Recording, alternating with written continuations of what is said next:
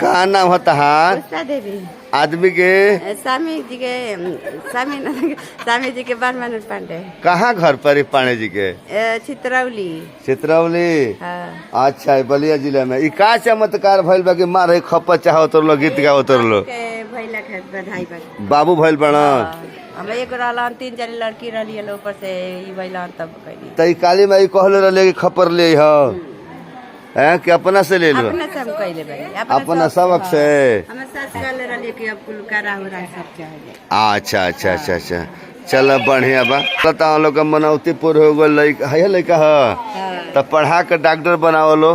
काली माई की कृपा रही। तन काली माई के जय बोलो तो। काली माई की जय। बोले बोले काली माई की जय। बोले बोले सातों मैया की जय। 24/10/2025।